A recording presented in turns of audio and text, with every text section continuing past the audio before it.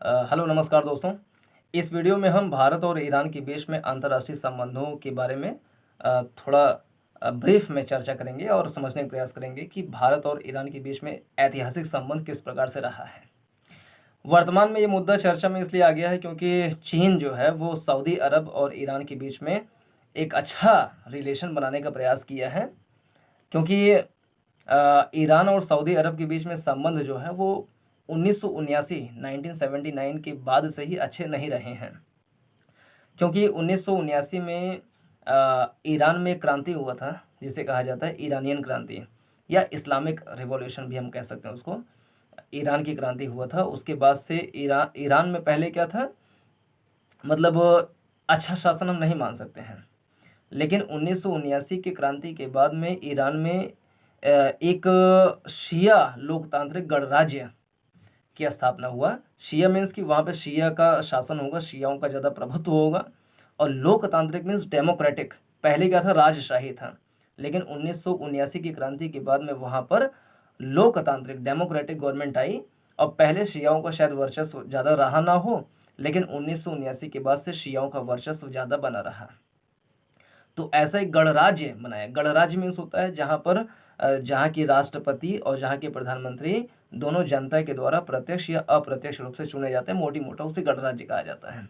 जैसे भारत जो है वो गणराज्य है, लेकिन वो तो मतलब नाम ही नाम का है, वहाँ पे गणराज्य जैसा कुछ। क्योंकि 1979 में ईरान की क्रांति के बाद में जो वहाँ के सर्वोच्च नेता बने थे, अखमनी खमैनी करके कुछ उनका नाम था, तो उन्होंने अपने आप को आजीवन वहाँ का सर्वोच्च नेता घोषित कर दिया था कि जब तक हम जिएंगे तब तक हम ही रहेंगे यहाँ के सर्वोच्च नेता। तो ऐसे में गणराज्य खाली लिख देना पर्याप्त नहीं है, उसको जब तक हम लागू न करें तब तक खाली लिखा रहे संविधान में कि हम गणराज्य हैं, तो उसका कोई वैल्यू रह नहीं जाता है। खैर, तो 1979 के बाद, क्योंकि सऊदी अरब जो है वो एक सुन्नी बहुल देश है और ईरान जो है वो शिया बहुल देश है, तो मुसलमानों में या इस्लामिक कंट्री में जो है ये बड़ा ही मतलब टकरार का मुद्दा रहा है। शिया और सुन्नी आपस में लड़ते मरते इसे बम बारूद गोला बारूद से फेंक फेंक के जैसे ईरान जो है वो आर्थिक रूप से राजनीतिक रूप से बहुत ही समृद्ध देश नहीं है, लेकिन ईगो अपना शिया सुन्नी ये वो, तो उसके चक्कर में वो पिछड़ता ही रहा है और अभी बहुत ज़्यादा विकसित हम नहीं उसको कह सकते हैं, गरीब देश है वहाँ के। तो 2016 आया। 2016 में सऊदी अरब में क्या हुआ, एक सुन्नी कोई व्यक्ति थे, मतलब कोई प्रतिष्ठित व्यक्ति थे, सुन्नी थे वो, माफ़ करिए शिया थे वो, तो उनको लटका दिया, मतलब फांसी पे लटका दिया। तो अब चूंकि ईरान जो है वो शिया बहुल देश है, तो वो इससे बड़ा चिंतित हुआ कि बताओ, इस सुन्नी बहुल देश जो सऊदी अरब है वो हमारे शिया को लटका दिया। तो 2016 के बाद से ईरान और सऊदी अरब के बीच में संबंध एकदम से बिगड़ गए, इस बात को लेकर के बिगड़ गया। अब 2022 में जाकर के चीन जो है 2022-23 में जाकर के चीन वो सऊदी अरब और ईरान के बीच में समझौता करा दिया है कि भैया यार शांति रहो, काहे को परेशान हो रहे हो, सिया सुन्नी को लेकर के लड़ रहे हैं, व्यापार करो, बढ़िया तेल उत्पादन होता है, तेल से व्यापार करो, तुम्हारा हम तेल लेंगे। और चीन जो है बहुत बड़ा इम्पोर्टर है तेल का, फारस की खाड़ी से बहुत ज़्यादा मात्रा में तेल जाता है वहाँ पे, चीन में जाता है। तो ऐसे में वो चीन के हित में था कि अगर खाड़ी देशों में शांति रहेगा, ये जो है दोनों ये सऊदी अरब और ईरान पगले लड़ते रहते हैं, इनको शांत करा दो, शांत करा दो। अशांत करा देंगे तो क्या होगा, बढ़िया तेल आराम से उसके देश में सस्ते में जाएगा, लड़ाई झगड़ा नहीं होगा, तो इन्फ्लेशन नहीं बढ़ेगा, तो तेल उसके देश में सस्ते मात्रा में जाएगा, मतलब सस्ते कॉस्ट में जाएगा। तो दोनों आ गए, एक मंच पे आ गए, मान गए। क्योंकि ईरान जो है वहाँ पे भी खाड़ी देशों में बात करें तो एक एकॉर्ड हुआ था, अब्राहम एकॉर्ड, 2021-22 की ही बात है। डोनाल्ड ट्रंप जी आए थे, उन्होंने अब्राहम एकॉर्ड करवाया था, जो बहरीन है, यूएई है और इज़राइल है, इन तीनों के बीच में अब्राहम एकॉर्ड कराया था। इसका मेन मकसद ये था कि भैया ये जो खाड़ी देश है ना, इनके बीच में और इज़राइल के बीच में जो टसन है उसको मिटाना है। यूएई हो, बहरीन हो, ये सारे जो सऊदी अरब हों, ये सारे मान्यता दो यार उनको, उनकी संप्रभुता का सम्मान करो, सॉवरेनिटी का सम्मान करो। तो बहरीन, यूएई, इन दोनों ने इज़राइल की संप्रभुता का सम्मान किया, उसको मतलब मान्यता प्रदान की कि हाँ इज़राइल एक कंट्री है। अब सऊदी अरब भी परेशान है कि यार बढ़िया यार, हम भी मान्यता देते हैं, इज़राइल को बड़ा तगड़ा देश है, क्योंकि 1960-70s में हुआ था। ये सारे जितने खाड़ी देश हैं ये सारे मिल करके एक साथ इज़राइल के ऊपर हमला कर दिए, यहूदियों को मिटा देंगे, लेकिन मिटा नहीं पाए, कुछ भी नहीं कर पाए। इज़राइल के ऊपर 1 2 बार 3 बार आक्रमण हुआ, पूरे खाड़ी देश मिलकर के आक्रमण किए थे, लेकिन इज़राइल का एक बाल भी बांका कर नहीं पाए। नन्हा सा देश है, सबको नाको चने चबवा दिया था। तो सऊदी अरब को लग रहा है कि अब्राहम अकॉर्ड में सारे शामिल हो रहे हैं, हम भी शामिल हो जाते हैं, बहुत पापा है सबका, ये मार देगा, गिरा गिरा मारेगा, बहुत मारेगा। तो ऐसे में ये जो संबंध मतलब नॉर्मलाइजेशन हो रहा है in between Iran and Saudi Arab, ये मतलब वैश्विक परिप्रेक्ष्य में देखा जाए तो अच्छा है, भारत के हित में भी है, क्योंकि भारत जो है वो ईरान से काफ़ी ज़्यादा मात्रा में कच्चा जो तेल है, कच्चा खनिज तेल और प्राकृतिक गैस, इसका इंपोर्ट करता है। भारत जितनी मात्रा में कच्चा खनिज तेल का इंपोर्ट करता है पूरी दुनिया से, उसका लगभग 50% अकेले ईरान से मंगवाता है।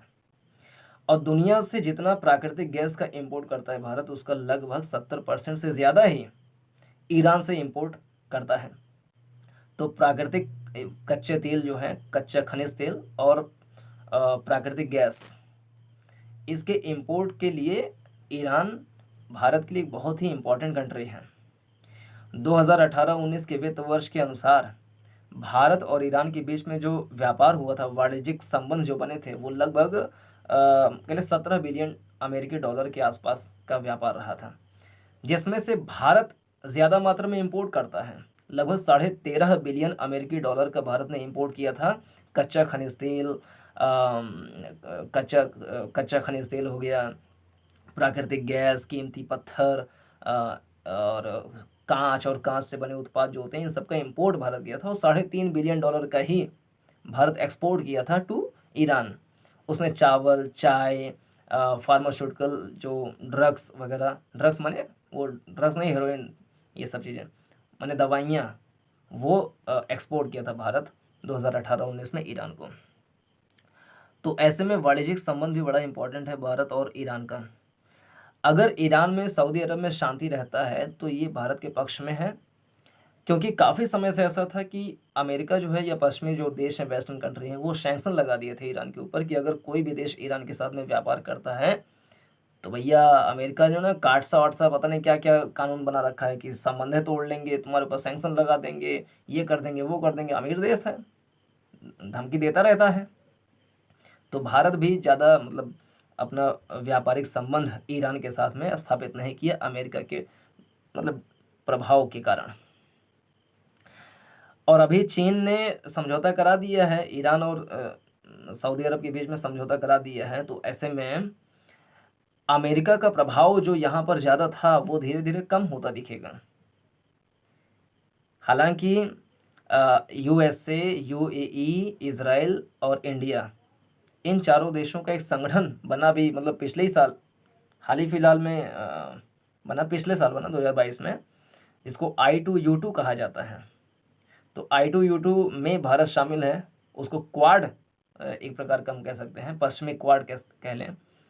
तो भारत का, अगर भारत के परिप्रेक्ष्य से बात करें तो भारत का अच्छा रिलेशन है सऊदी अरब के साथ में, यूएई के साथ में। 2020 में, 2021 में जो था, भारत का यूएई के साथ में कॉम्प्रिहेंसिव इकोनॉमिक पार्टनरशिप हुआ है ना, जो कि बहुत ही इम्पोर्टेंट पार्टनरशिप होता है इन ट्रेड एंड कॉमर्स किसी भी देश का किसी भी देश के साथ में। तो यूएई जो है, मतलब यूएई, ओमान, सऊदी अरब, कुवैत हो गया, इन सब से संबंध अच्छा है। और ईरान से भी संबंध हमारे सांस्कृतिक, ऐतिहासिक, आर्थिक, राजनीतिक रूप से अच्छे रहे हैं। थोड़ा हम राजनीतिक इतिहास के बारे में बात करें, पूरा इतिहास से देखें तो अगर मोहनजोदड़ो सिंधु घाटी सभ्यता, जो कि 2500 से 1500 ईसा पूर्व के बीच में हुआ था, सिंधु घाटी सभ्यता, तो उसका संबंध ईरान से भी कुछ ना कुछ हम देख सकते हैं, कुछ ऐसे पुरातात्विक स्रोत मिलते हैं। फिर 1947 में जा करके 1947 के पहले पहले तक पूरा भारतीय उपमहाद्वीप की सीमा ईरान से लगा करती थी। तो भारत का सांस्कृतिक, भाषाई, नस्लीय ये सारे जो वो हैं मतलब साझेदारी हुआ करता था। 1947 में कुतिस पाकिस्तान बनने के बाद में ईरान का संबंध भारत से मतलब बॉर्डरिंग वो जो बनाता था वो नहीं रहा। 1947 से 1979 तक 1979 तक जो है भारत और ईरान का संबंध मतलब ऊंच नीच जैसा ऐसे बना रहा। भारत के प्रधानमंत्री पंडित जवाहरलाल नेहरू 1959 में ईरान गए थे और 1979 के पहले पहले तक 2 बार वहाँ के जो सर्वोच्च नेता थे वो भारत में आए थे।